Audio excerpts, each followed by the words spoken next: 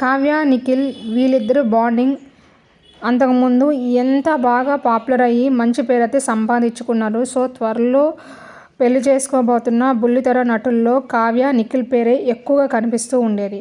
కానీ కొన్ని అనివార్య కారణాల వల్ల వీళ్ళిద్దరూ విడిపోయారని అఫీషియల్గా డిక్లేర్ చేయకపోయినా ఒకరినొకరిని ఇన్స్టాగ్రామ్లో అన్ఫాలో చేసుకోవడం వల్ల వీళ్ళిద్దరూ విడిపోయారని రూమర్స్ హల్చల్ చేస్తూ ఉన్నాయి.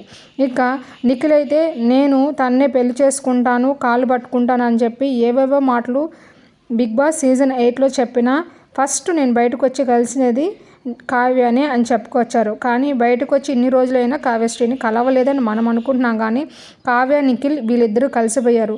సో ఈ విషయాన్ని వాళ్ళు క్యాష్ చేసుకోవడం కోసం I'm single, I'm ready to mingle అని ఇలా ఒక ట్యాగ్ లైన్తో మన ముందుకి నిఖిల్ మాలికల్ ఒక షోక్తో మన ముందుకు వచ్చారు. సో ఇది నిజమేనా అని అందరూ అనుకుంటున్నారు. కానీ అట్ ద సేమ్ షోలో యష్మి కూడా వచ్చారు. సో ఎవరు మీకు ఇష్టం అని అంటే మన గుప్పెడంత మనసు సీరియల్ హీరో అయిన ముఖేష్ గౌడ సార్కి అయితే ఇదంతా పక్కన పెడితే ముఖేష్ గౌడ అండ్ నిఖిల్ మాలికల్లు వీళ్ళిద్దరికి ఫ్యాన్ ఫాలోయింగ్ ఎవరికి ఎక్కువ అన్న విషయాన్ని కమెంట్ బిలో. సో అంతకుముందు గుప్పెడంత మనసు సీరియల్ హీరో మన రిషి సారు, అదేవిధంగా ఈ సీరియల్లో నటిస్తున్న నిఖిల్ గారికి ఎక్కువగా పేరు ప్రఖ్యాతులు తెచ్చుకోవడం జరిగింది. రీసెంట్గా కావ్య తన ఇన్స్టాగ్రామ్ పోస్ట్లో ఇలా పోస్ట్ చేశారు. సో తక్కువగా స్ట్రెస్ తీసుకోండి, లైఫ్ని ఎంజాయ్ చేయండి అని చెప్పి.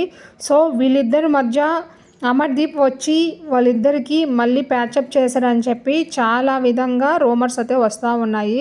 సో గైస్ నిఖిల్ ఫ్రెండ్ అయితే అమర్దీప్. సో వీళ్ళిద్దరిని మళ్ళీ కలిపారని ఊహాగానాలు అయితే హల్చల్ చేస్తూ ఉన్నాయి.